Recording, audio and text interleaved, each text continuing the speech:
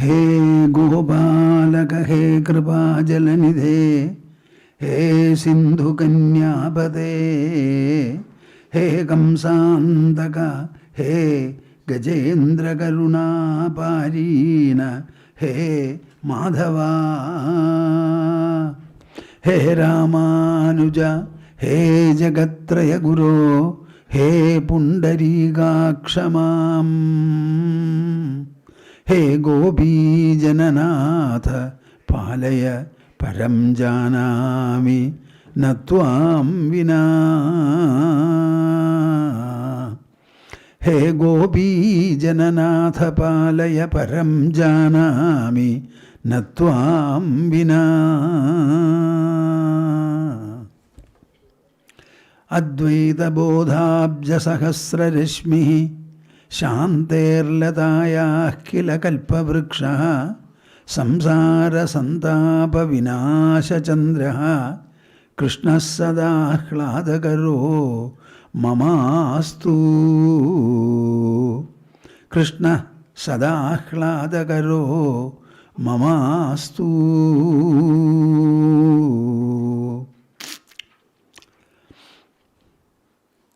Hari, Hari, Hari Om Tat Sat. Jai Guru. This is an inner resources development center society. I don't know whether all of you or every one of you has thought sufficiently about what is this inner resources development. What is meant by inner resources? How to develop them? Our mind is best developed by using sounds, words, phrases, sentences, etc. Every word is an audible expression of our thought or idea. And every thought or idea is an inaudible expression of our words. There is an inextricable connection between the mind and the sound. So using the sound, we can touch the mind and develop it to any extent. This is something highly scientific. I would like all of you to know it. The inner resources are those powers, potentials and possibilities your mind and intelligence hold within themselves. You have the mind. You also have the intelligence. But the resources that you are able to tap are very, very conventional. Very conventional. Invariably, in the hands of your own mind and intelligence, you are being punished. Punished. I want to change this situation and make all of you have a very pleasant, potent and resourceful mind. A very discreet, subtle and perceptive intelligence. If you are able to have these two, I think you need nothing else for being successful, great, good and glorious in life. Why I said so much? You may wonder, why Swamiji has he started speaking? No, I have not started speaking. The one way of tapping your inner resources, as I said, is using the sound. Of all the sounds that we are capable of uttering, there is one singular sound. It is actually a monosyllable, a combination of 3 syllables. A, U and Say. A plus U become O. O plus become Om. Om. Om. See? I want you, along with me, to recite 3 times in chorus Omkara. And this recitation I want you to think mentally that it should permeate the entire earth and shower its benedictions on all creatures. The Om has the power, a cardiologist in America was speaking, to strengthen and increase the longevity of your heart. There is a gland here. It secretes melatonin, if I am correct. I am subject to correction. That is extremely important in keeping up the health and agility of our body, brain, etc. These are activated by this sound.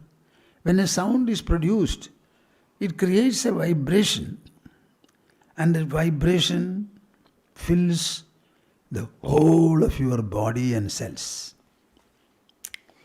Knowing that it is so, I want you to recite along with me 3 times Omkara. Interlock your fingers and put them on your lap. Sit comfortably erect. Close your eyes.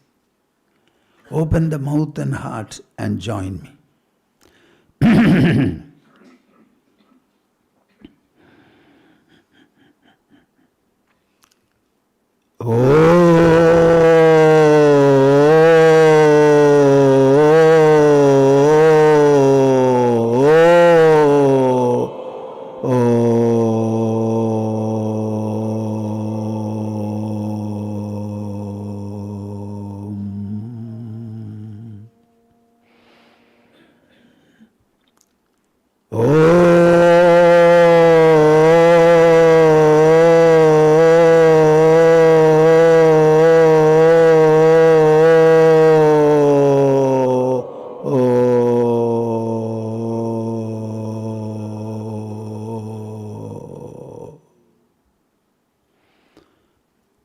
Three times over, no? No. Huh? Only 2.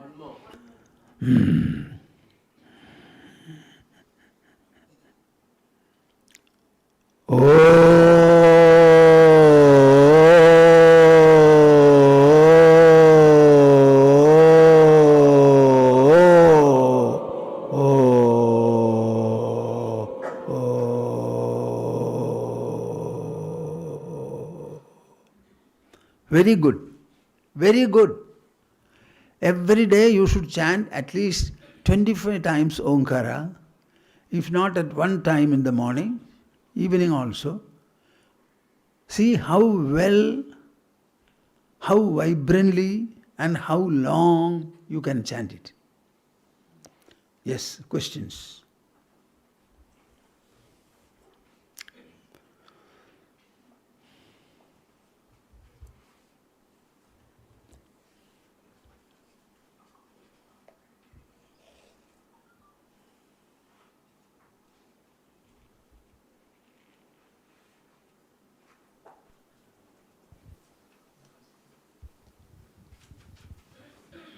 Swamiji, with great respect. I recently saw a video and I'm just trying to clarify it is right or wrong. It was about Krishna reaching Samadhi or leaving this world.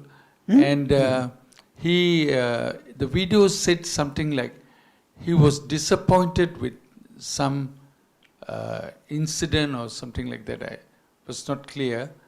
Is there any truth to how he reaches Samadhi? Or, sir, Guru? This internet world, it is a surprise to Mahavishnu himself, I believe.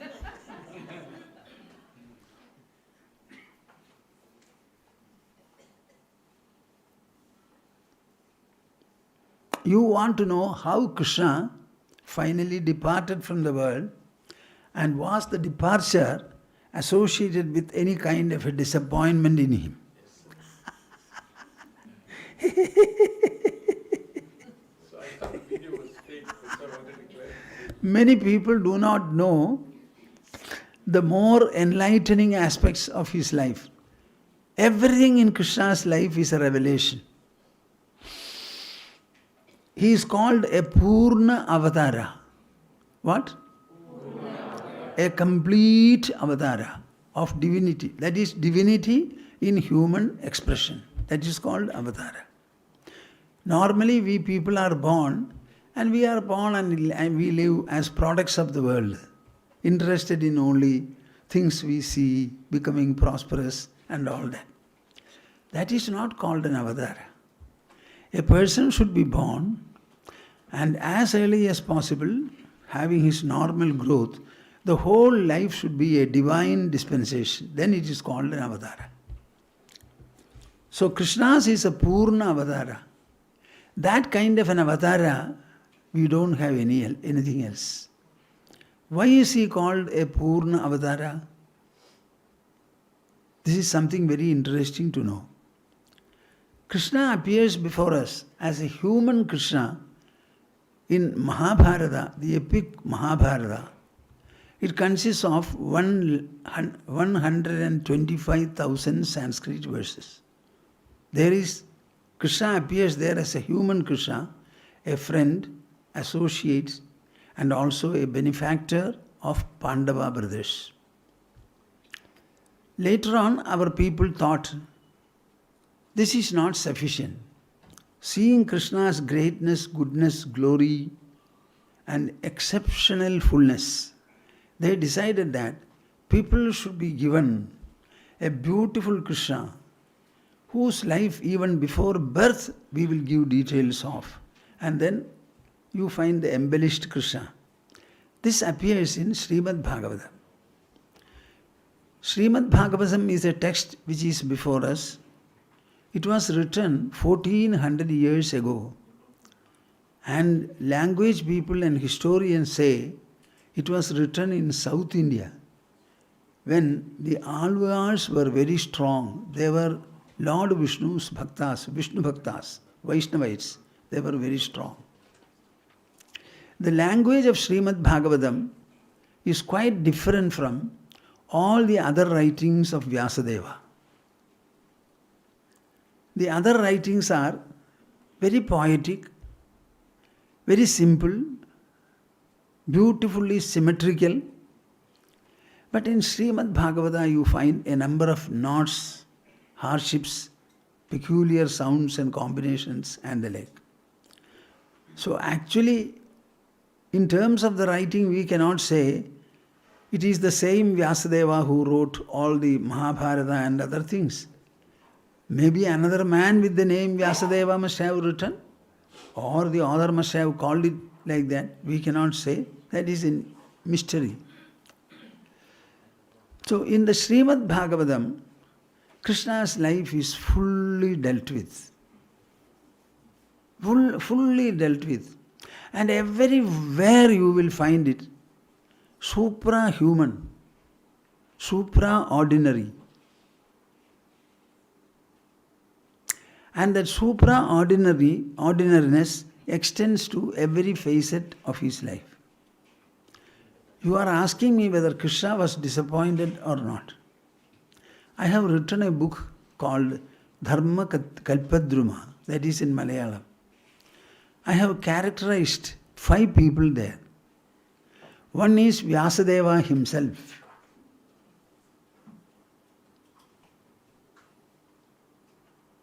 The second is Bhishma, the grandfather. The third is Karna. The fourth is Draupadi. And finally Sri Krishna. All the 5 I have characterized. The man who was responsible for me to write, he wanted me to write an introduction to his Mahabharata book. And he said, Swamiji, you need not write anything about Mahabharata, but you try to speak about the characters, important characters. So I said, I am already thinking of writing, but it may not be in the form of an introduction for your book. When I start writing, it may be long. You may not be able to put it as an introduction. So I started writing. The pages exceeded 100, 200 like that. Then when I told him, I also want to characterize Krishna, he said, no, Krishna was Bhagavan. Who told you he was Bhagavan? All are Bhagavans. So in that, I have put many elements which will be very enlightening for all of you. One day, towards almost the end part of his life, Narada Maharshi came to him. Then Krishna started opening his heart to Narada Maharshi. My dear sage, I find it very difficult to listen to the sharp arrow words of my relatives. The manner in which they talk, it is very, very painful, very difficult to bear. My son is extremely proud because he is beautiful. Pradyumna. He never listens to anybody. He is very proud, arrogant about his comeliness, beautifulness. I have already given the Vrishnikula and the Vrishnikula dynasty, I have given it to my family members. I have built a Dwaraka and I am living there. So I don't go there at all. They have become so proud that it is very, very difficult to contain them. And he refers to this, that. Now everything is already in their hands and I cannot take them back. Keeping all the property under their command, they are passing such remarks sometimes that I am not able to bear. My dear sage, do you have anything to tell me in this regard? How do you react to my statement? Was Krishna not in the world? Was he living in the same world or not? Yes. And the people around him, were they Krishnas? Why are you keeping quiet? Were they Krishnas or were they ordinary people? So one Krishna surrounded by ordinary people, what will be the interaction like? Huh?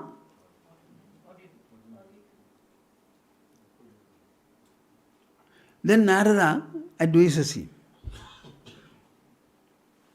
So whether he was disappointed, your question is answered here.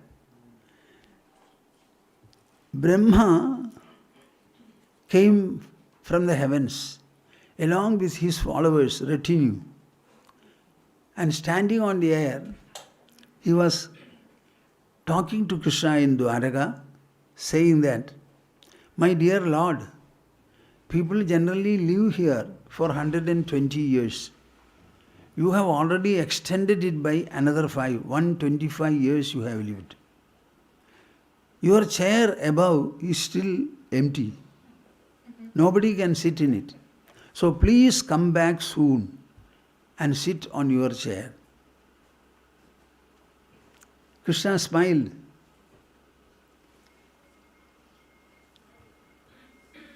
Krishna smiled and said, yes, as you say, I have accomplished all that was supposed to be accomplished. What is to be accomplished? Earth went and submitted an appeal. I am overloaded by wicked people. I am not able to bear the impact of the wicked people. Somehow these wicked people should be destroyed. So please come down to effect this destruction. I don't know whether you are following me. Huh? Huh? Krishna has destroyed 150 million people. But all of them were warriors who wanted to fight battles, either win the battle or die killed by the enemies. The war was never extended to the civilian areas. Everyone in the battlefield comes with his individual resolve to fight. It is just like a game of cricket or two wrestlers wrestling. There is nothing to be grieved over. They want to fight, kill the enemy or get killed by the enemy. Nobody wants to return from the battlefield without one of these, either winning or falling dead. So the other day we calculated and I arrived at 150 million people. So I have done it. I also felt it is time for me to come back. But, what is that but? By my birth and exploits, my family clan has become very proud. For their pride, the reason is myself, my own birth, and my own achievements and excellences.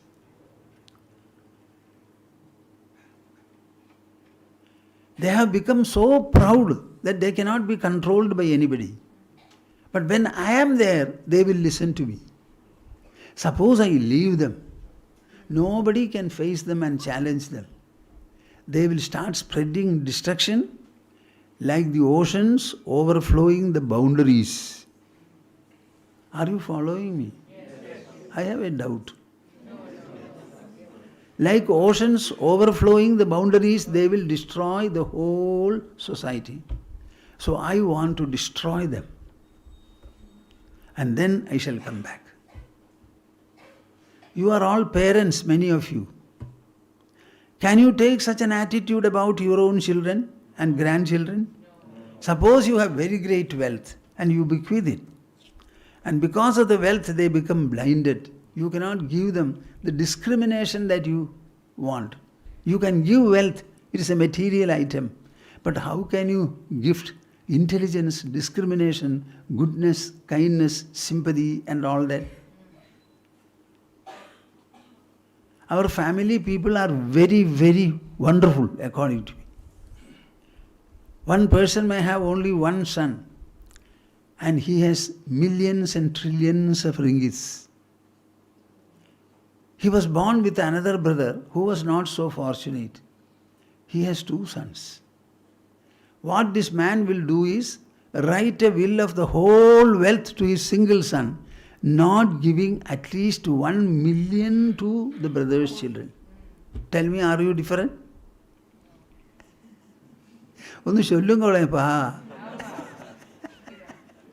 You belong to that notorious category.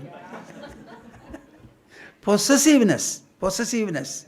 Were you not born of the same mother? Have you not suckled from the same breast? Why don't you have a feeling, so much of money, why should I bequeath to my son? I will take a part of it, if not an equal share, and give it to my brother's son. How many of you are capable of thinking? Will you lift your hands? See the type of people with whom I am interacting.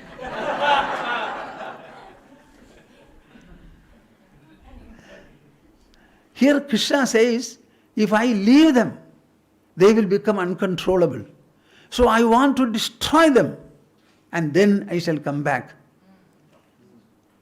as a part of the whole destruction. When they are destroyed, I must also be destroyed as a part of it. This is his fullness. This is his fullness. And how will you destroy them? I will generate a quarrel within themselves and they will start fighting. How is it? Huge bamboo clusters in the forest. They are very tall. It's a very dry kind of tree, bamboo. Not like so many other trees. You know, the bamboo is hollow and it has only a thin layer of covering. So it is very, very thin. It's very tall also.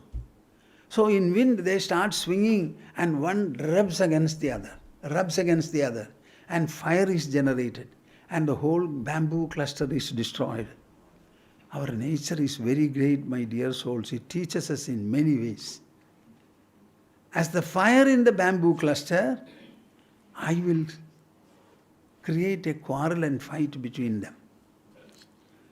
One day, the entire Vishnukula went to Prabhasa Tirtha and they were drunk.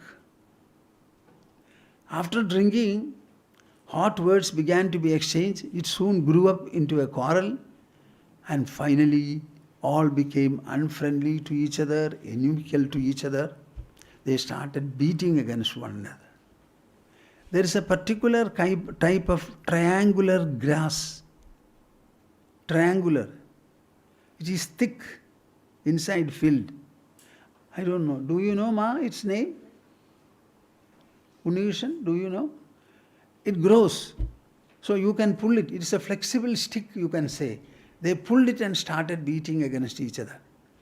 Krishna went there to console them. Not munja. Krishna went there and tried to persuade them, interfering physically. They bet Krishna also. When they bet him, he decided the time has come for me to go. He simply walked off from the group and he was leaning upon a tree, ready to depart. Right at that time, a hunter hit him on his foot because he was leaning, extending his feet. So the bottom of Krishna's feet, it looked a little reddish. So the hunter thought that it was the mouth of a bird. So he hit the foot. Thereafter he came to know it was Krishna. He was very apologetic. And then the departure took place. Does it answer your question? Yes, sir. Very good. Yes, He told Daruga, his charioteer, go and inform Rukmini that I have departed.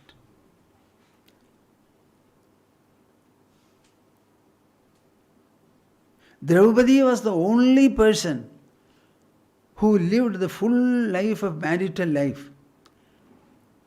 Along with the Pandavas, the 5 brothers, Draupadi also climbed Himalayas. What is meant by climbing Himalayas? Himalaya is very tall. As you climb, oxygen will be less and less. And when you continue to climb, the body will automatically fall. Anybody who wants to die peacefully, better go to Himalayas. No problem, no medicine, nothing. So she was the first person to fall. That is why she is considered to be very fortunate. Nedumangalyam she had. Unbroken marital bond with the husband for the whole life. Sita did not have it. Rukmini did not have it. She alone had it. And this happened. See, our ashram is on the eastern slope of Pandavagiri hill. And there is a deity there that was installed by Lord Parashurama, who retrieved Kerala from the sea. When I went there and I was lying on the hill after 4 o'clock, some of the village people used to come and tell me, not all will talk, some will be. So they were saying, Swamiji, this is a temple installed by Parashurama, and Pandavas and Draupadi came here and did their austerity. At that time she prayed to the Devi for the victory of her husbands and also for unbroken marital bond for her. And both the Devi sanctioned. How do you say so? Because right from then on, Pushpanjali, offering of flowers and other details for getting marital bond, unbroken marital bond, is being performed there. I was very surprised to hear it. Something that happened 5,000 and odd years ago. In a temple, that history is being perpetuated by the people. So what do you think of the traditions, cultural and legendary elements in India? Nobody has seen Rama. Nobody has seen Sage Valmiki who wrote Ramayana. The first book is not seen. The steel pen with which he wrote, nobody knows. But we still have Ramayana intact. See? Only literature can survive the passage of time. Before a book is damaged, one can come up and reprint it. The original nothing we have, but Sage Valmiki's creation we have in full length, without a change of syllable. So this tradition was very great. So I started speaking about it. And it has become almost a world phenomenon now. I rebuilt the temple. I have kept one relic there, naming it Draupadi Shila. And people are coming there to climb on it and pray to Shiva and Parvati, etc. Our astrologers also have started referring to it. This is all by the way. When Krishna was dying, he called Daruga and said, "Go and inform Rukmini and the others that I am departing, I have departed." Nobody was by his side. None. What is the next question? Swamiji, that grass is called Eraka. Keraga. Keraga is a Sanskrit name. That grass was Eraka grass. Keraga grass.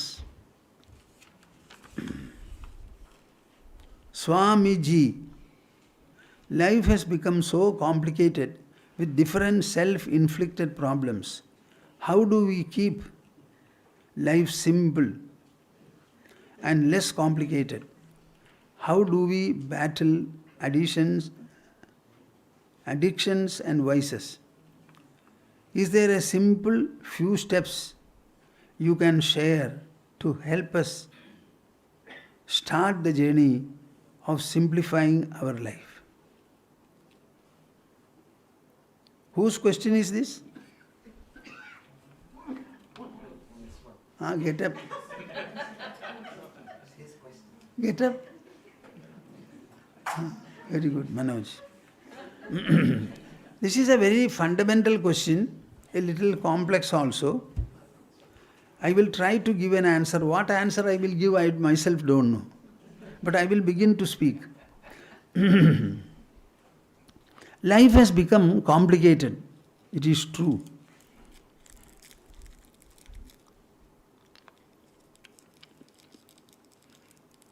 There are many addictions and vices.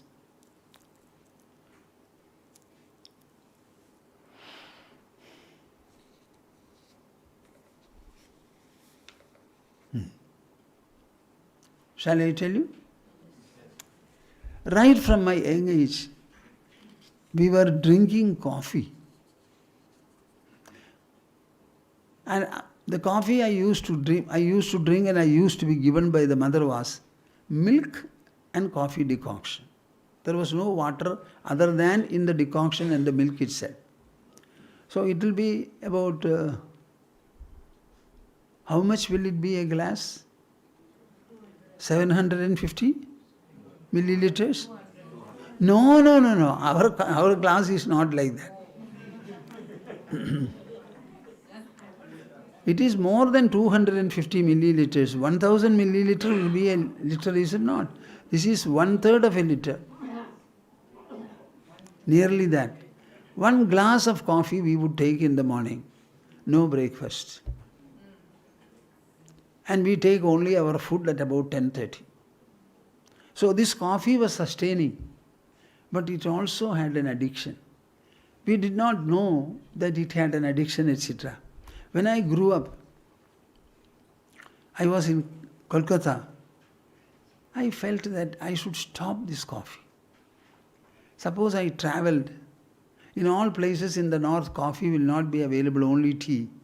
But we are not able to drink the tea. I said, this is a troublemaker. So we should stop. I stopped so many times, but again, our Mataji Sulabha Devi used to say, Swamiji, if you stop drinking coffee, how can the ashram have coffee? So people will come here, they will expect, so don't stop it. So I continued. But there came an occasion when we had to fast indefinitely. It was as part of a social movement, religious social movement. A temple's refectory dining hall was usurped by a cooperative society and they used it as a ward of the hospital. The chief priest said, blood has started falling within the boundaries of the temple, so puja should be stopped. 5 years passed, nothing was done. So when we made a declaration that we are available to resolve the problems of the Hindu society, the owners of the temple came and said, "This is it, can you do anything?" First of all, we clear-felled the temple lawn and conducted a Vishnu Sahasranama Yajna in which hundreds of people participated. From next day onwards, we announced an indefinite fast. Knowing that I would have to fast, I told Mataji Sulabha Devi, "My dear mother, we are going to fast. And I don't want this coffee addiction to trouble me. So from tomorrow onwards, you try to progressively reduce the decoction. Today you have given me full, maybe how many milliliters, Ma, it will be? Decoction? 50 milliliters. I say, today you have already given me the full dose. Make it 25 tomorrow. Then half it further, 12.5. Then make it 6.25. And the day before the definite fast starts, it should be 0, I said. She did it accordingly, and we undertook the fast. There was no problem. Any addiction in this world can be dealt with like this. Is it an answer for you? People who are alcoholics, I ask them, how much are you drinking? Reduce it to 50%. May not be, maybe 60%. Spend 3-4 days and reduce it further. Take maximum a month's time. Your body will not react anymore. The addiction has grown. In the same manner, it can also be counter-treated. Absolutely right. If you leave it in full, it is not possible. So this is one way of dealing with addictions. About vices, it is difficult, Baba. But I will tell you how it can be done. I will tell you the psycho-intellectual process by which it can be attempted. The word vice, is it something good or bad? Does it indicate something good, noble and great, or something bad, ignoble?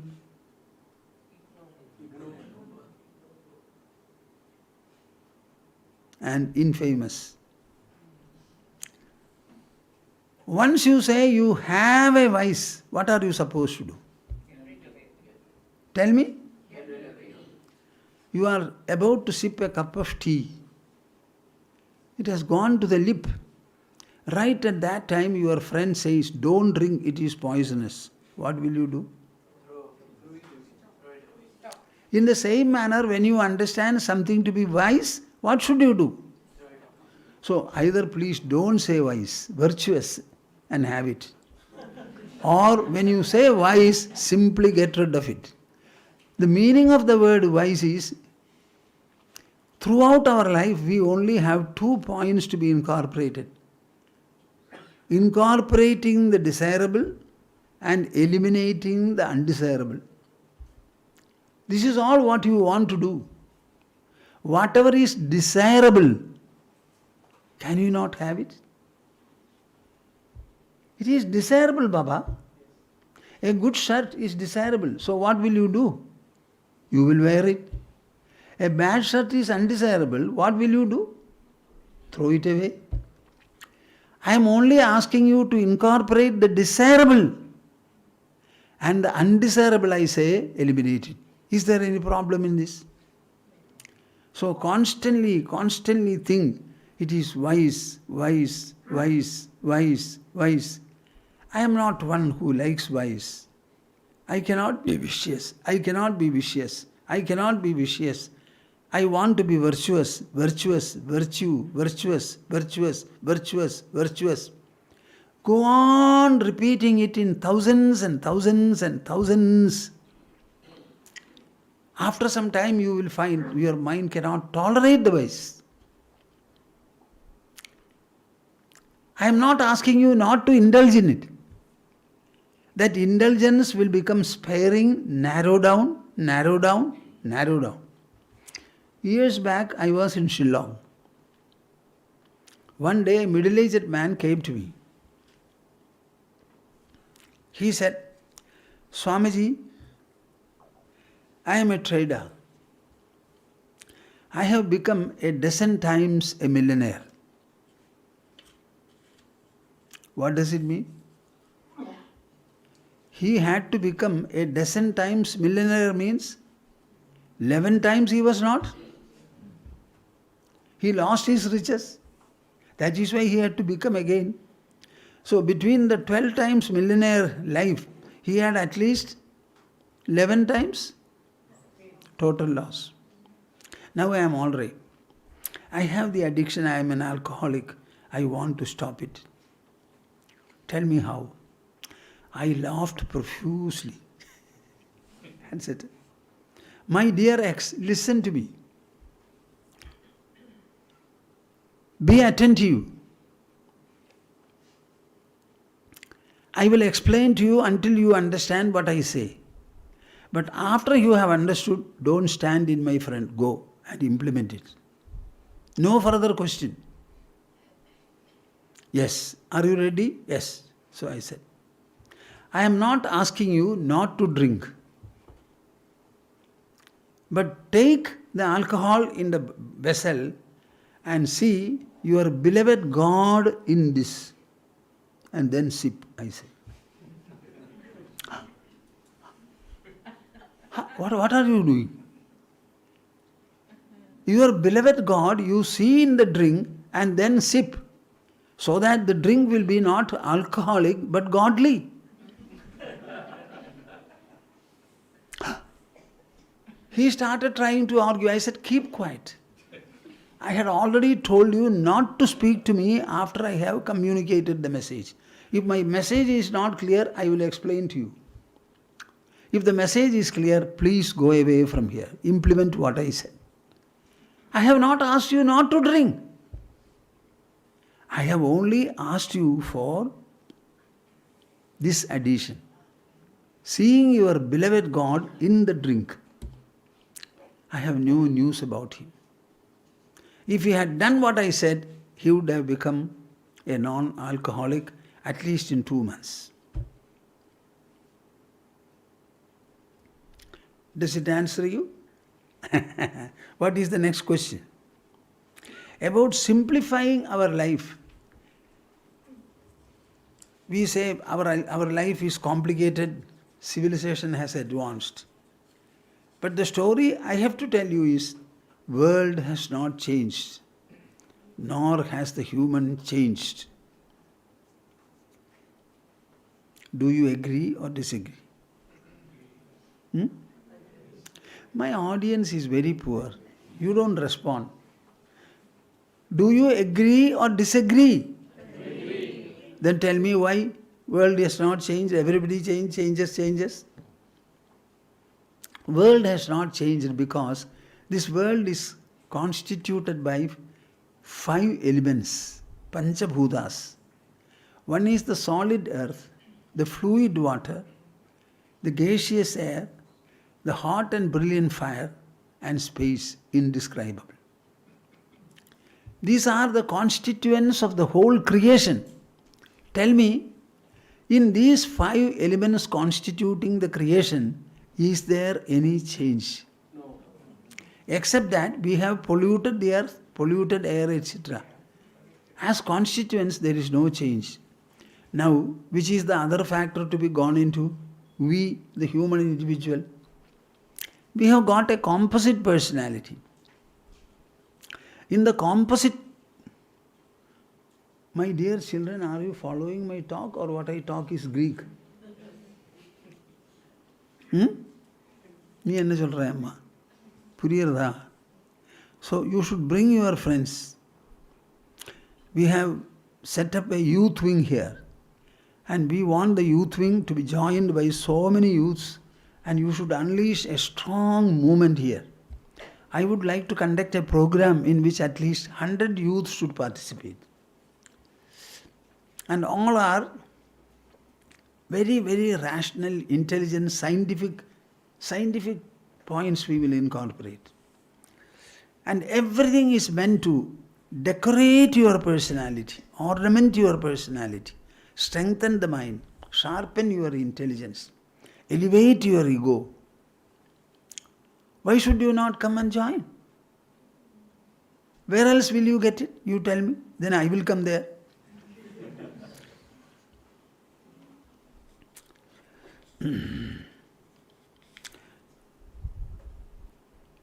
Our human personality is the one which interacts with the world. Our human personality is the one which interacts with the rest of the world. There are only two factors. One is human personality, the individual, and the rest of the world that surrounds him. The interaction between the two is what you call life. Am I clear? Yes. Have I simplified life for you now? Huh?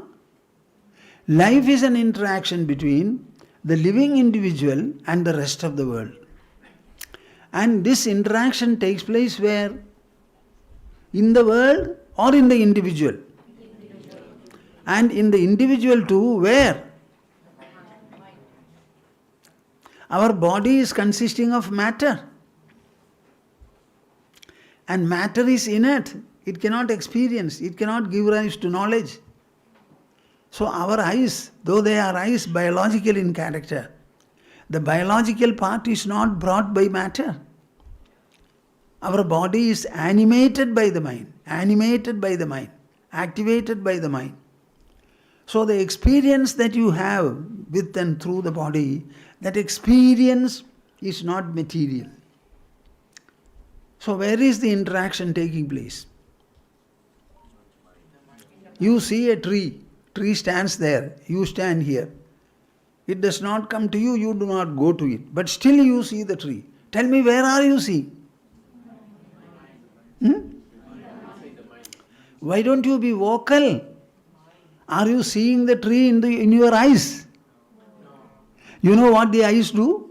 When light rays, here is an eye specialist also, the light rays reflecting from the tree touch the cornea and electrical pulses are sent to the brain center. And brain center interprets them in the form of experience and knowledge. Am I right? Yes. So you tell me, where is the seeing? Where is the seeing? Tell me. Can the eye contain the tree? No. So the mind. So where is the change now? World has not changed. The human personality has not changed. Our body is consisting of Panchabhutas. All of them are inert. And inside the body we have an emotional mind, a rational intelligence, and an assertional ego. These three, have they changed? Huh? Have they changed? No. Say loudly.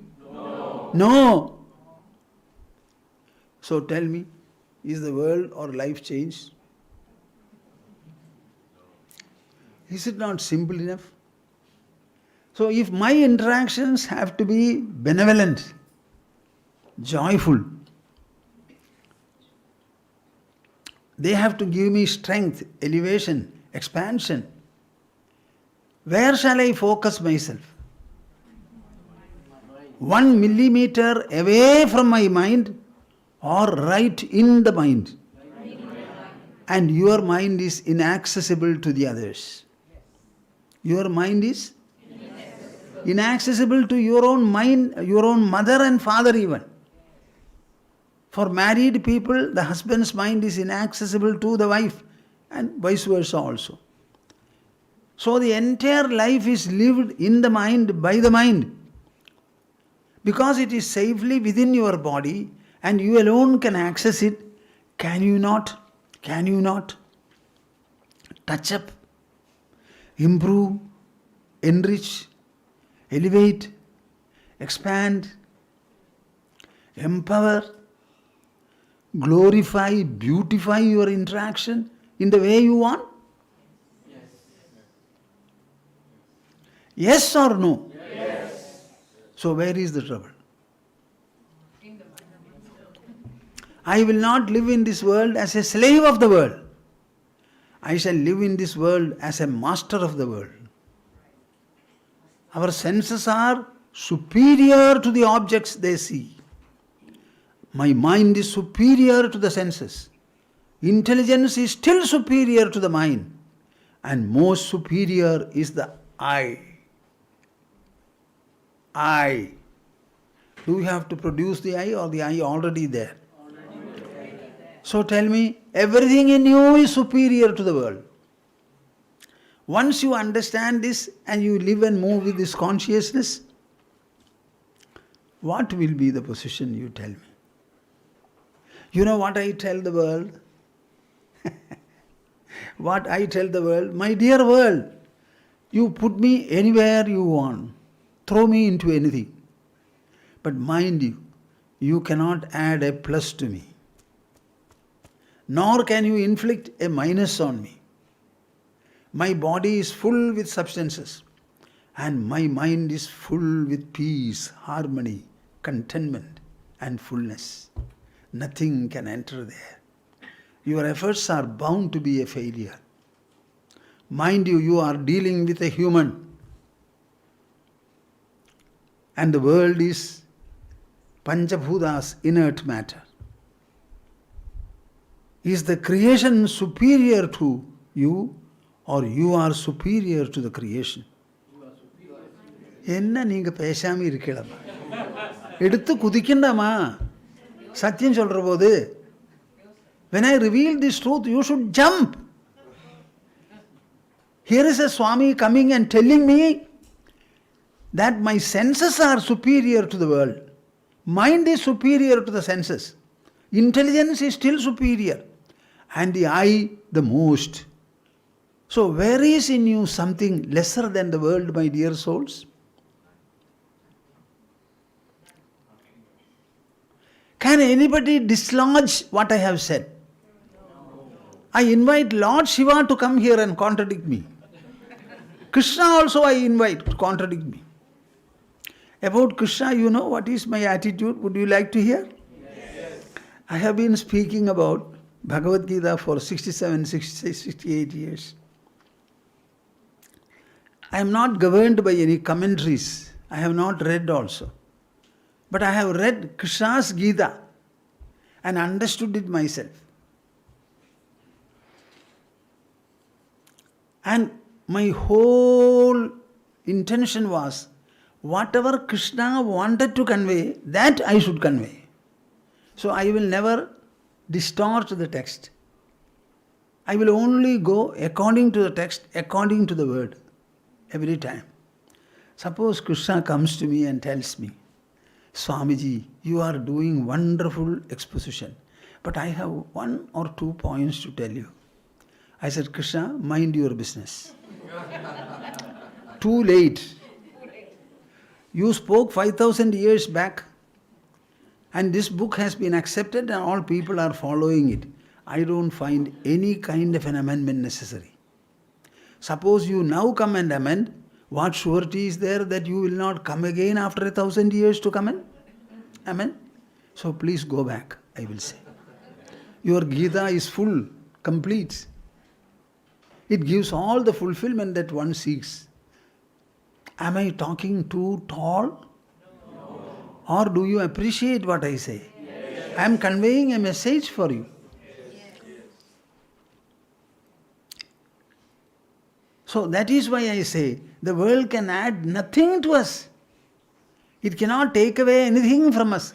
Can it take away the air from my body, water from my body? Can it take away the thoughts from my mind? Can it take away the understanding from the intelligence? No. Can the world stop my heart, lungs, liver? What is it that you are bothered about? Walk like a hero, heroine. Stop the feeling of loneliness in your mind and heart. Thunder like a lion. We don't need anything in this world to become contented. Because contentment is an emotion. And as an emotion, it belongs to the mind. I have the mind 24 hours of the day. and still I look for contentment elsewhere? Correct yourself. I will look into my own mind to generate contentment. Be cheerful at every point of time. When Arjuna cried in the battlefield, his eyes full of tears, Krishna smilingly spoke to him. Suppose Krishna also was crying. Was there any scope? Somebody is crying, you also start crying. So, crying man, what can you do? Another crying man.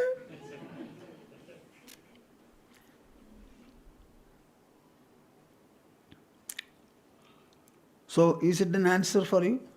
What is the next question?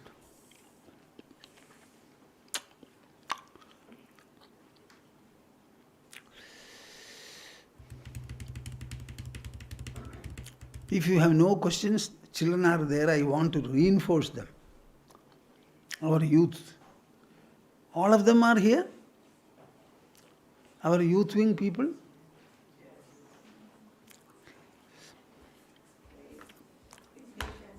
See, a question is often asked. Swamiji, Bhagavad Gita is a dialogue that transpired in the battlefield of Kurukshetra 5,000 odd years ago. The world has changed. We are under the grip of civilization. We are traveling in air, in sea, in land, and we have replaced the human activity by robots and others. A 5,000-year-old text, how can it be applicable to the present? I am happy that such thoughts come. That is why you should read Gita and understand it. What is it that Gita will give me? I will tell you what Gita gives in Gita's own language. Have you got the Gita book? Yes. Anybody has brought?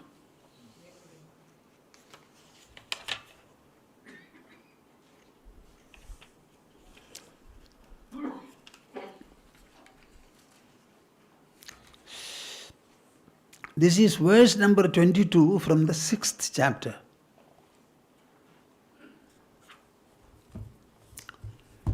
I can only explain it properly, very effectively, thunderously. Anybody who has got mind and intelligence will accept it. They cannot refuse it. Krishna says, Yam labdhva chaparam labham manyate nadhigam tataha. Krishna says, here is a gain. Where is that gain? Not outside. It is inside your body.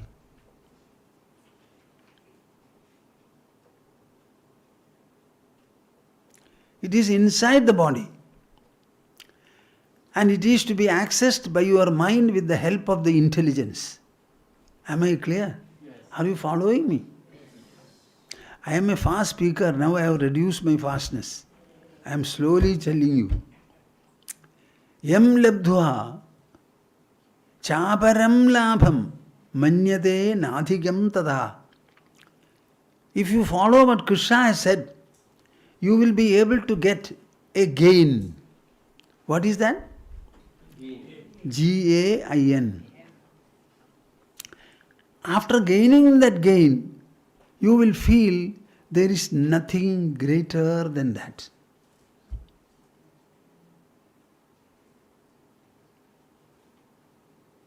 How long shall I stop? I want you to absorb this point.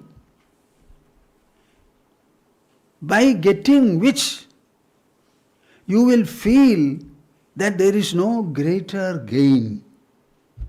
Is it not sufficient for you? No answer. Yes. Will not anybody be interested in such a lofty gain? Sure. This is, my dear souls, young souls, what Bhagavad Gita promises you and what you will get. I have got. Many have got.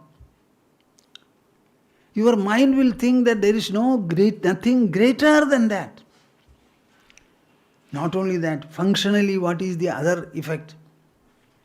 Yasmin sthitona dukkhena gurunapi vijalyate. While you are living in this world, you will encounter both happiness and misery. Our world consists of all pairs of opposites. What are the pairs of opposites? Day and night, birth and death, heaven and hell, good and bad, virtue and sin, man and woman, today and tomorrow, body and soul, profit and loss, success and defeat. All are health and ill health. All come under the pairs of opposites. Naturally, you will also be encountering every time happiness and unhappiness. The happiness you like, unhappiness you dislike. He says, Yam labdhva chaparam labham manyate nadhikam tadaha yasmin sthito na dukkhena gurunabhi. Suppose you are able to be seated in this gain. As the body is seated on a chair, you must be able to abide in that gain. Then, even the worst of unhappiness will not shake you. Even the worst of unhappiness will not. Do you want anything else?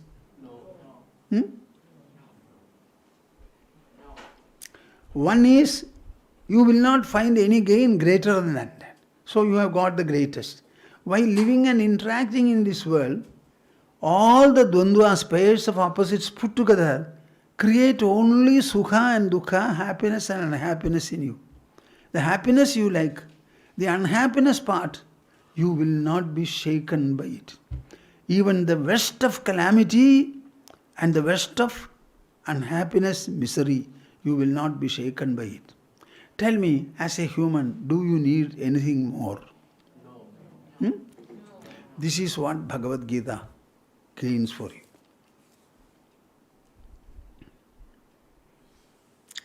Tell me, should our youth learn it or not? Yes. I want Bhagavad Gita to run parallel to your mind. Every day you read at least one chapter or at least 4 or 5 verses.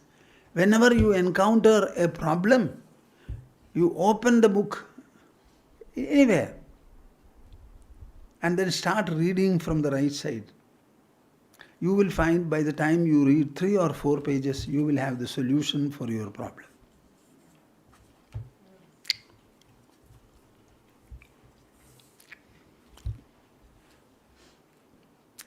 One day in our ashram, a boy who was not known to me came. He introduced himself as an engineering student. I met him. It was midday. So very soon he had to go for meals, and the day after he left. Swamiji, I have come to tell you something about me. What is that? I am an engineering student. I have heard you say that if anybody takes interest in spirituality, I always used to say,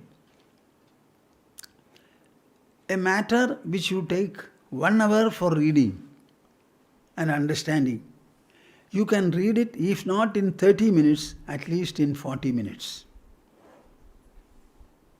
Did you understand what I said? Yes. Generally, you take 1 hour.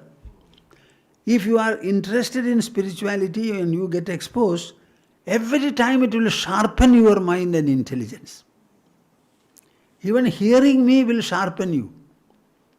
Hearing Swamiji and Ma.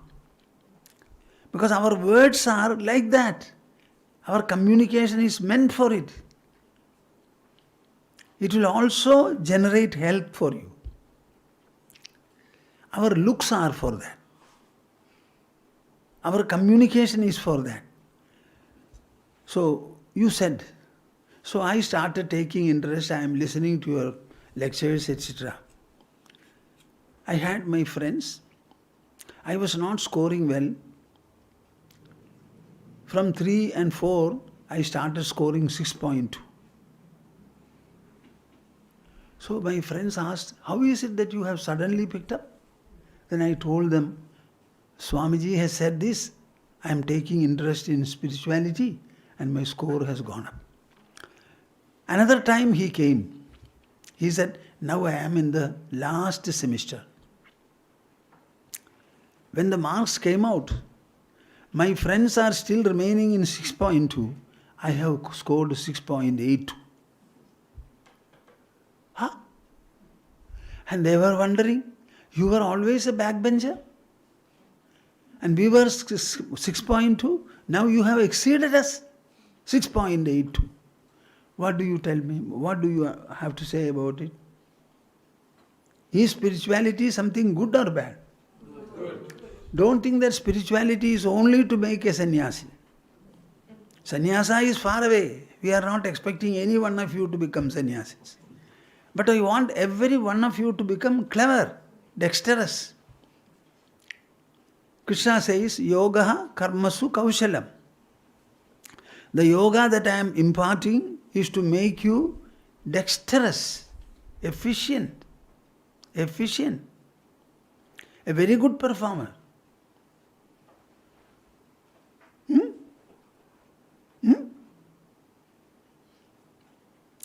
Yam labdhva chaparam labham manyate nadhigam tadaha yasmin stito na dukkhena gurunapi vichalyate.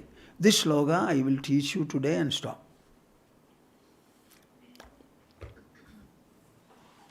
There is a lady in Bangalore called Rupa Pai.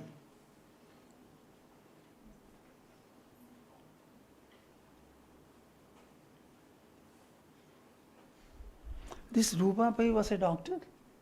No. Rupa Pai who interviewed. But what was she? She electronics engineer. Rupa Pai actually is an electronic engineer. She is now a writer, journalist, co-founder, Bangalore Walks. For our global Gita convention, we were looking for some non-sannyasins who can speak something. We find it very difficult.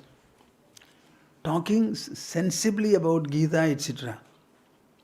She has two very well-known books. One is Bhagavad Gita for children, another is Vedas and Upanishads for children. Swamiji says she has written two very good books, Bhagavad Gita for children, another is Vedas and Upanishads for children. Vedas and Upanishads for children. So she has a very good audience. She has written 25 books, they say. Why I wanted to speak about her, there are a number of youngsters who are interested in Gita. Don't think that you are solitary. I only feel sorry for those who are not taking interest in this. We don't want you to run away to the forest. We want you to excel. Yoga karmasu kaushalam. The purpose of spirituality is to make man efficient in his performance. Where others recoil from performance, you must be able to say, give me more work, I shall do, I shall do, I shall do.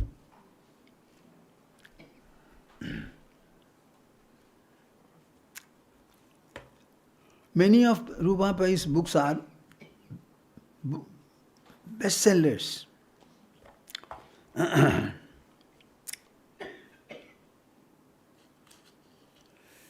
I think that if you take interest in Bhagavad Gita and our youth is trying to imbibe it, I would like to tell them how the imbibing can be done and how it will, every point of time, it will enrich your mind, strengthen your mind, enlarge your mind, elevate your mind, make the mind more and more qualitative, resourceful. Tell me,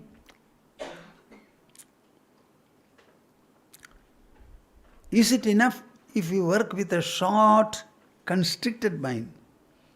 Or if you can work with an expanded mind?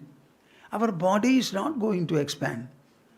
It has stopped its growth or will stop at the age of 21 years. Then what else will grow in you? except the mind and the intelligence. So our mind can grow to any extent. I say sky is the limit for you. If you don't expand your mind, how do you explain your eating food, remaining a human?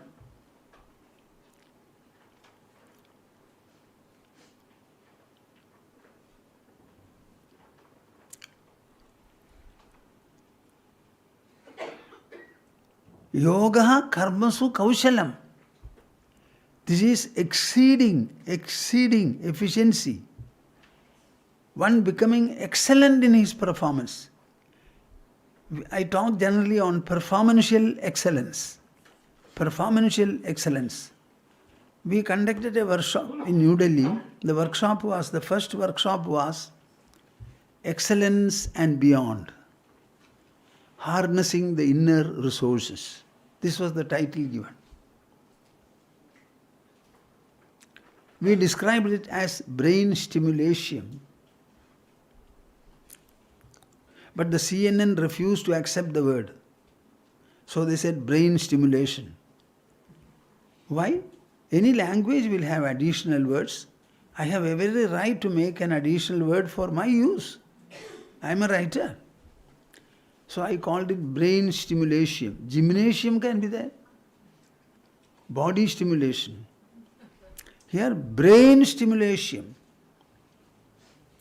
So the subject was excellence and beyond. Excellence and beyond. Do you know, most of you have got a myopic mind? What? What is myopic mind? Just like myopia in the eyes. Your mind cannot see anything big, great, good and glorious. Always finding fault with others, finding fault. You see, you are finding fault with others, but the finding is done by whom? By you. So where is the fault remaining?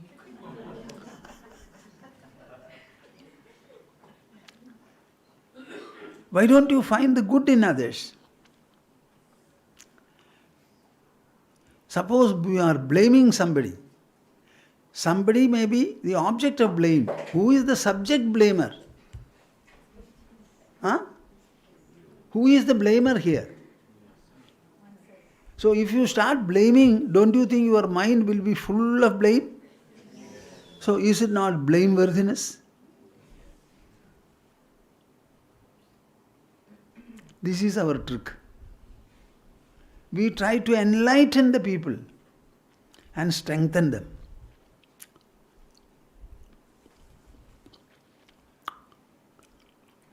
Morning we have Vishnu Sahasranama and Bhagavad Gita session. I think it can be attended by at least some 10 or 12 more people. Why don't you come here? We have built a center. This is meant to host austerity. Austerity. And our austerity is in the way of knowledge. So recitation of Gita, recitation of Vishnu Sahasranama. This Vishnu Sahasranama recitation is so good that it gives you health. It keeps the brain fresh. Can you imagine? There are children, 6-year-old, 7-year-old children, who can chant by heart the entire Vishnu Sahasranama. There are some children, he is asked, what is the 72nd verse? He will say.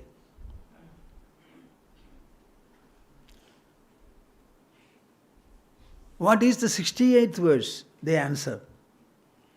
So can you understand the power of the brain?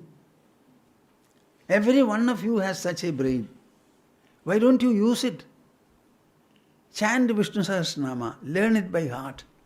Let us have a Vishnu Sahasranama session by some 200 or 250 students, youngsters in Malaysia. Elders also can join. So it's a great opportunity. Please come. Avail of it. What will happen? Your teeth will fall when you chant Vishnu Sahasranama? After all, it is knowledge, it is divinity.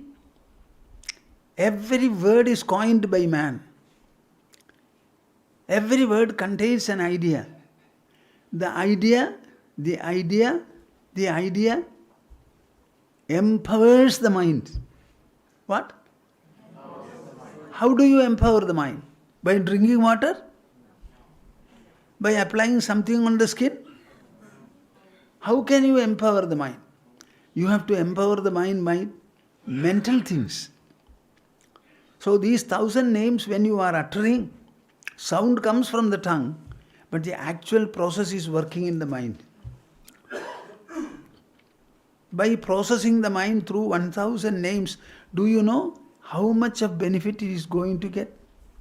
It is far more powerful than mountaineering.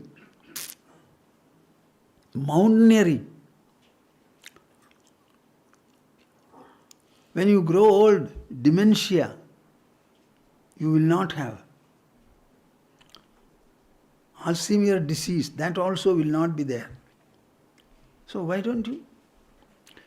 I think for children like this, maximum it may take 15 days or 16 days, you will be able to by heart it.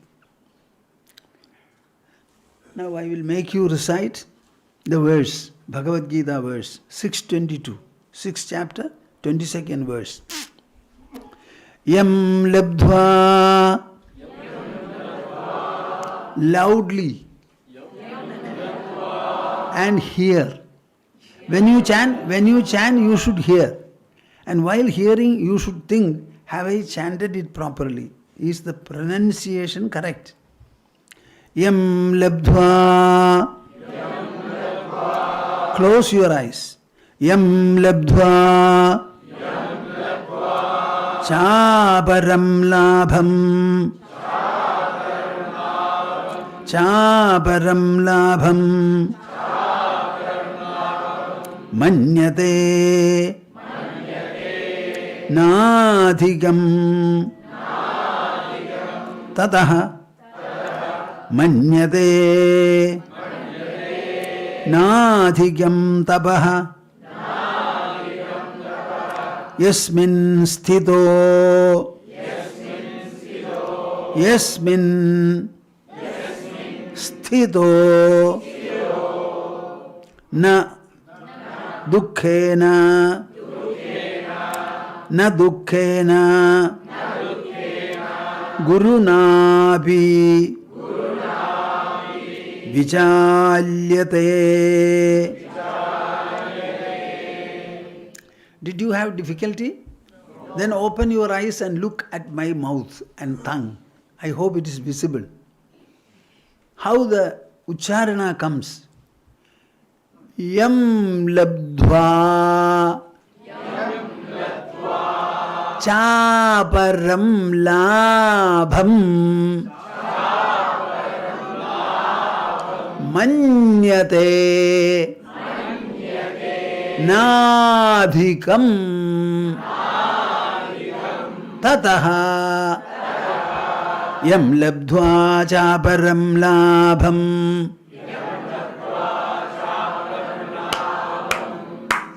My object is one. You know how happy I am? None of your family members, including your parents, would be so happy looking at you. I am so happy. Why I am happy? All of you are chanting, you are able to. Yam labdhva chaparam labham. Manyate nadhikyam tataha. Yasmin sthito na dukkhena. Guruna vichalyate. Is Aravindan there? No. Arey Sanjay, tum bolo na piche. See how it is taught. The teacher sings it once, recites it once. The students pick it up and they recite 4 times themselves. You are not able to do that much. Yam labdhva chaparam labham. Yam labdva chaparam labham. Yam labdva chaparam labham. Yam labdva chaparam labham. Manyate nadhikyam tataha. Manyate nadhikam tataha. Manyate nadhikyam tataha. Manyate nadhikam tataha. Yasmin sthito na dukkhena. Yasmin sthito na dukkhena. Yasmin sthito na dukkhena. Yasmin sthito na dukkhena. Guruna vichalyate. Guruna pi vichalyate. Guruna vichalyate. Guruna pi vichalyate. Lift your hands. Who finds it difficult to pronounce? You have difficulty? Then why don't you become loud? You are hardly moving your lips. Anybody has? I will help. Tell me, whoever has difficulty, where is your problem? No, it may not suddenly come, but do you have particular difficulty on any particular letter? Then I think by exposure, by hearing. See, we chant it so many times that you cannot but receive it. It will register in your brain. Because it is not a one-time recitation, one-time reading. How many times I have recited by now? And when others recite also you are hearing. Yam labdva chaparam labham. Yam labdva chaparam labham. Try to chant it yourself, you support. Yam chaparam labham. Yam labdva chaparam labham. Yam labdva chaparam labham. Yam labdva chaparam labham. What more is required? Nothing else. This is it. Manyate nadhikyam tataha. Manyate nadhikam tataha. Manyate nadhikam tataha. Manyate nadhikam tataha. Manyate nadhikam tataha. Yasmin sthito na dukkhena. Yasmin sthito na dukkhena. Yasmin sthito na dukkhena. Yasmin sthito na dukkhena. Yasmin sthito na dukkhena. Guruna vichalyate. Guruna pi na vichalyate. Guruna pi vichalyate. Guruna pi vichalyate. Here is Guruna pi vichalyate. Here is Ramachandranji, 95 years old. He is also chanting. Can you imagine? The 6-7-year-old boy or girl chants. 95-year-old person also chants. What do you think of it? This is a magic of the Hindu society. Magic. Nothing short of it. I am very sorry that people are not able to value it. I again ask, suppose our people had constructed a memorial using the substances of the earth, would they have survived now? Why are you keeping quiet? Any memorial constructed by materials taken from the earth, how long will they remain? Can they stand millennia? Whereas our Bhagavad Gita, spoken and written 5,000 odd years ago,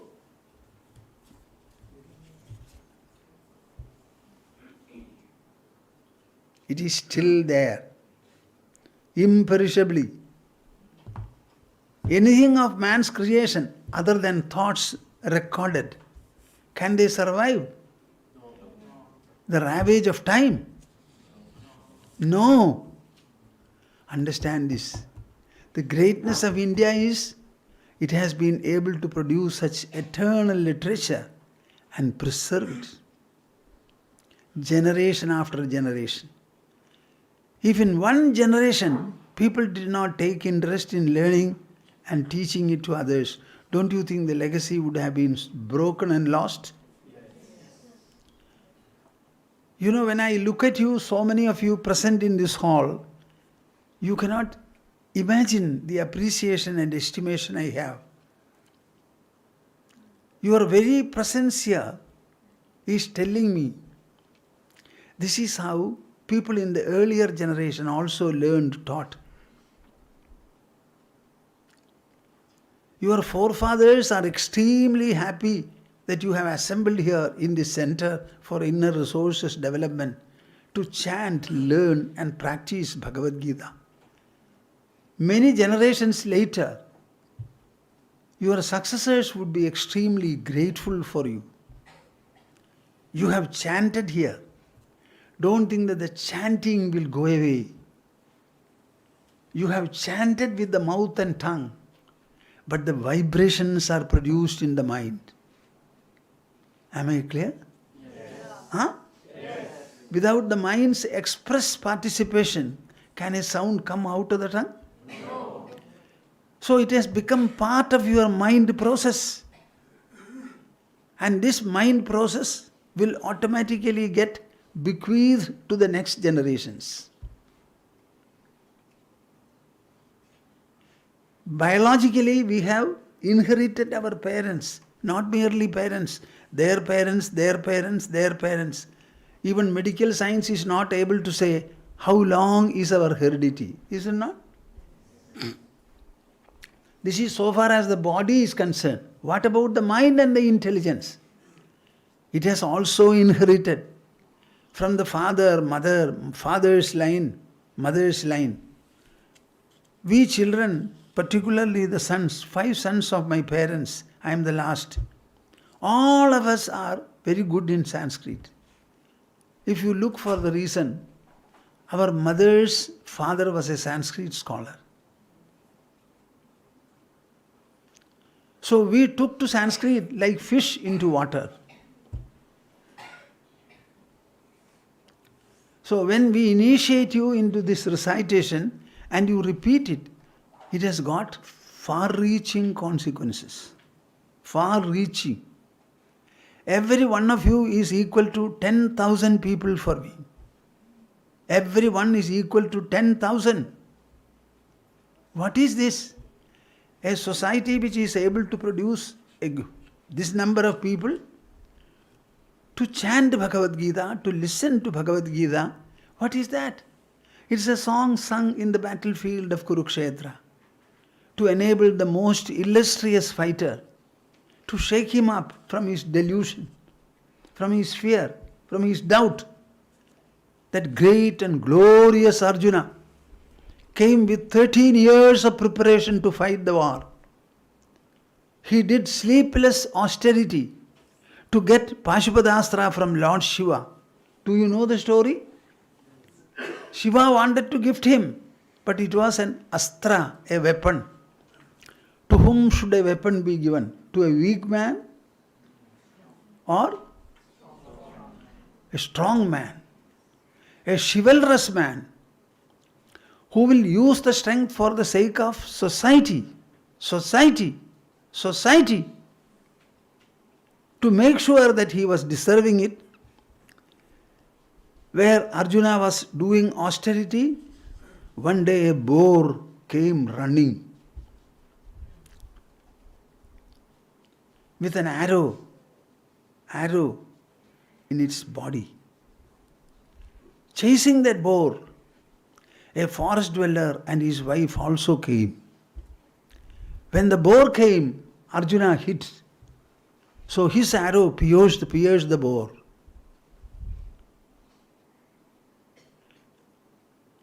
The tribal man said, "My arrow hit it first, so the boar belongs to me." Arjuna said, "If it belongs to you, why did it come here?" Your arrow must have killed it. So it has come here. So your arrow is ineffective. My arrow, put it down. No, we don't agree. They started fighting.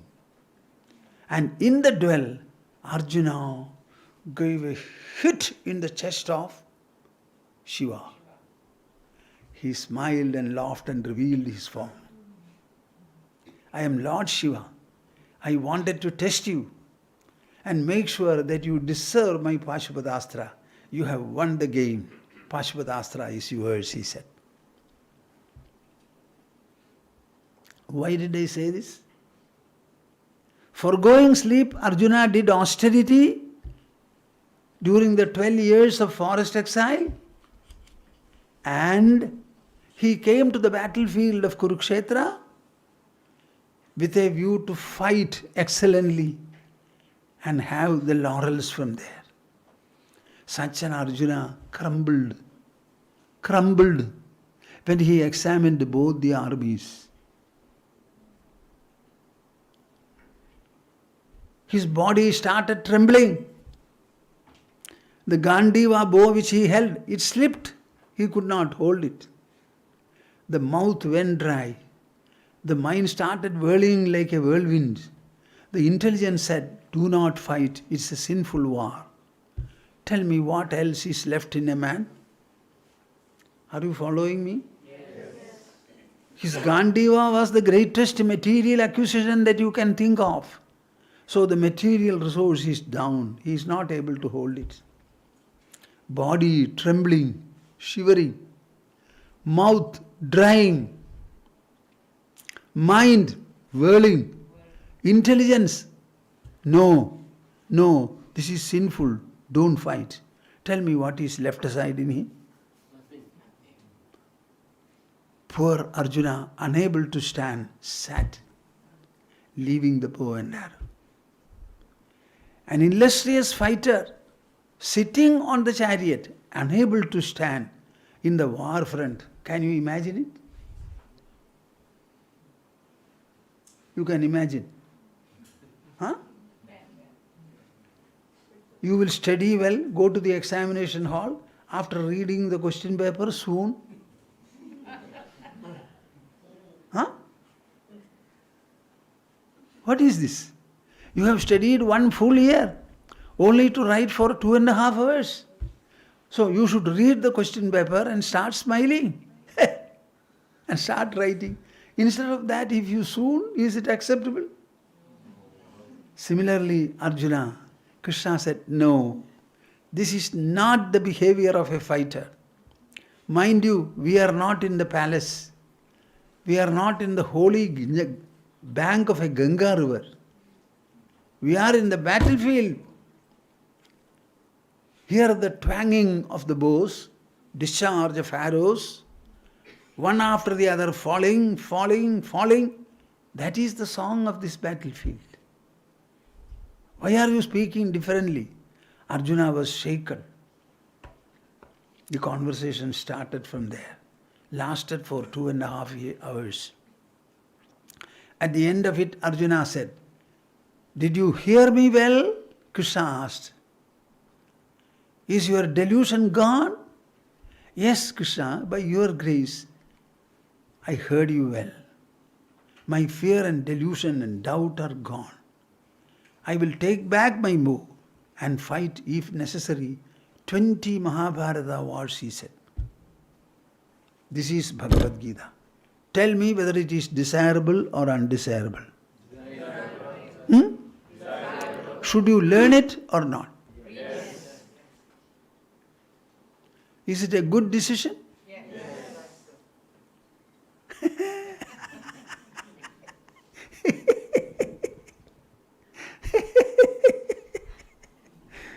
Okay, my job is over.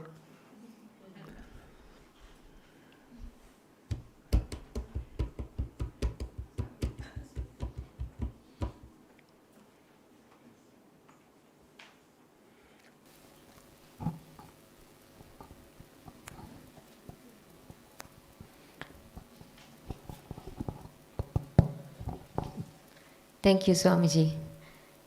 I think we all must agree that Bhagavad Gita is a great text, and our deepest gratitude to Swamiji for sharing this wealth of knowledge with us.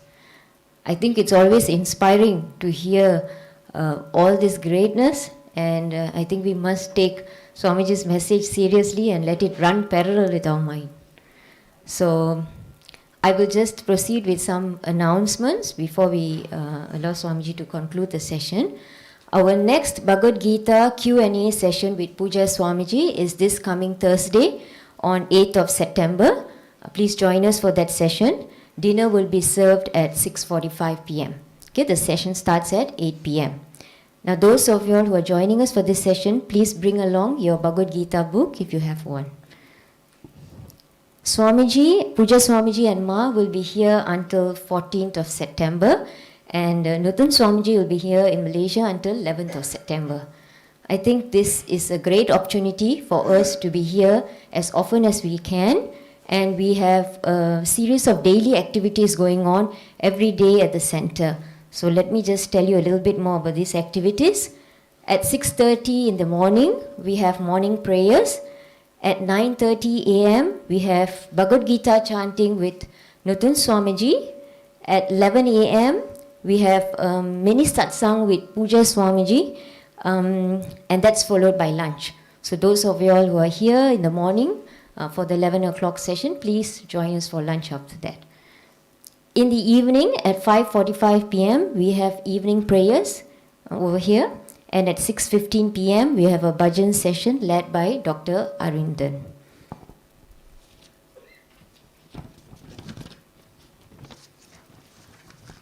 Now, for more information and about the ashram and further resources, okay, please visit www.bhoomananda.org.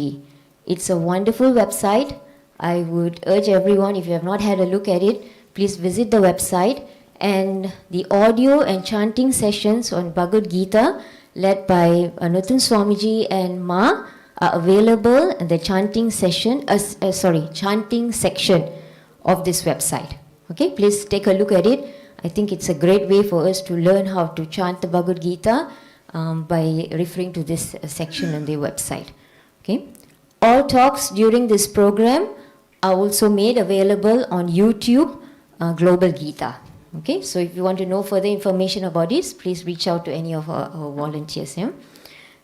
We also have e-services for Ashram's newsletter and verses for introspections. For details about this, please look for Miru or Subhashini Raghavan. All Swamiji's books are available for purchase at our book counter. If you see right next to the staircase over there, we have a nice book counter, and you may look for Elizabeth to guide you with the books.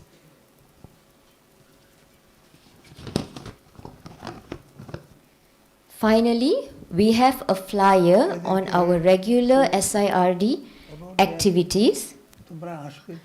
It is available at the desk outside this hall. Okay, so if you'd like to know more about our regular SIRD activities, please pick up a flyer on your way home.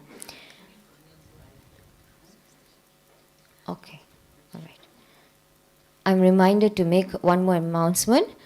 Tomorrow at 6:30 p.m., we have a very special event where we are encouraging all children and youth to join us to do flower column, poo column, right? Okay, this is in commemoration of Onam that falls on Thursday, 8th of September. Okay, so all those youths, children, you're available after school, college, this tomorrow evening. Please join us for that session. Okay? Sure. Okay. So, Mass Satsang would be on Friday the 9th, and on Monday, that would be the 12th of September at 8 p.m. In the evening. Okay.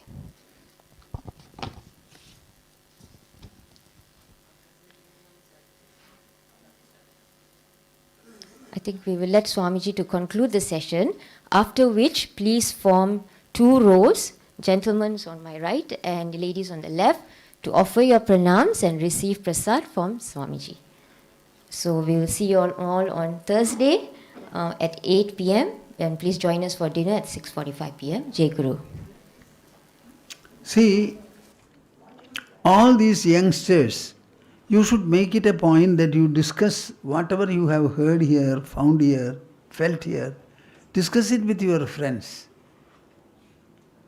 If you are friends, what you like, at least experimentally your friends also should come and see. So why don't you tell them, share with them? You cannot be reluctant or reticent about it. Tell them that it has nothing to do with religion. It is a process whereby our mind, intelligence and ego will be properly touched up, strengthened, embellished.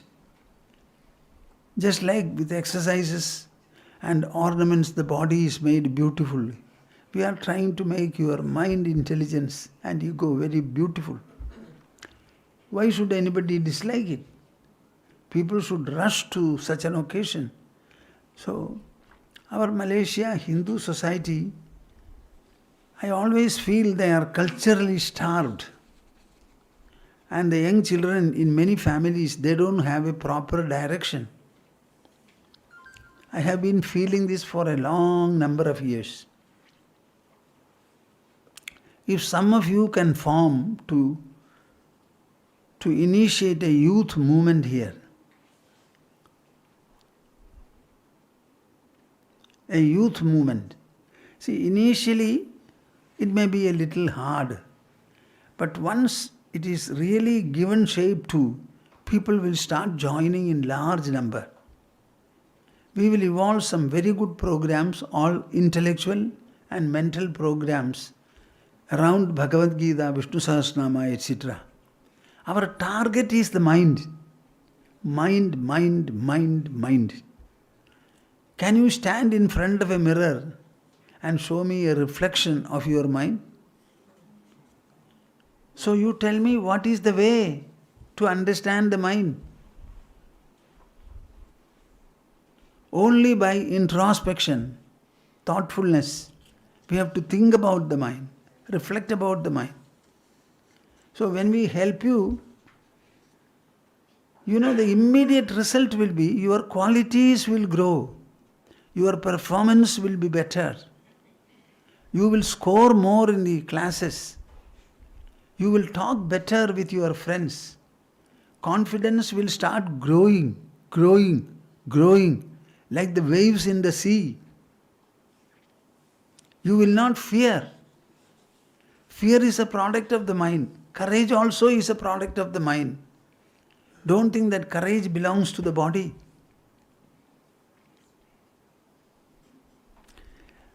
I have heard Subhash Chandra Bose of West Bengal, who was a very important person for the independence movement of India.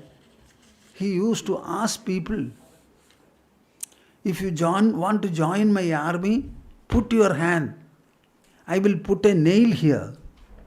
You must be able to stand it. Many people showed their hand and got pierced. What do you think of the human mind? Was it the courage of the body or courage of the mind? Huh? Don't you have such a mind? And do you want to be timid? Tell me how to make it strong. By jumping? By eating? The secret lies here. Think about it.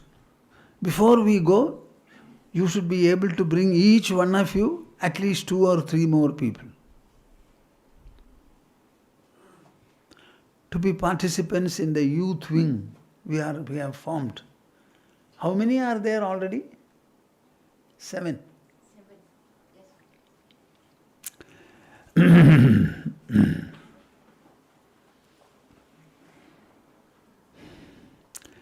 Jayati Jayati Devo Devaki Nandanoyam Jayati Jayati Krishno वृष्णिवंशप्रदीपः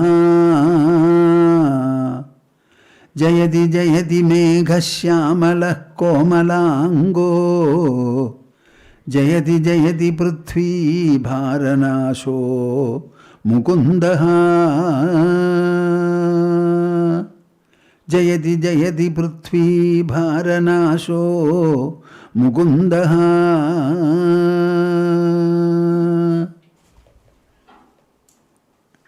हरिः हरिः हरिः ओम तस्. We shall have a conclusional Omkara.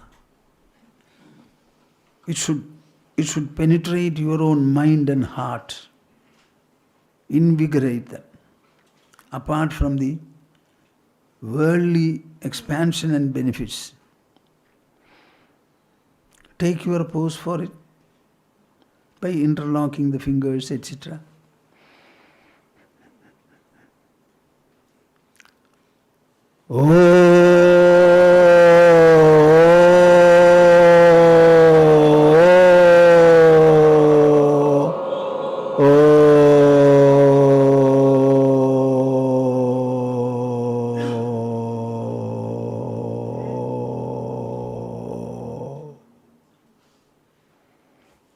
Harihi Om Tas. Jai Guru. Jai Guru.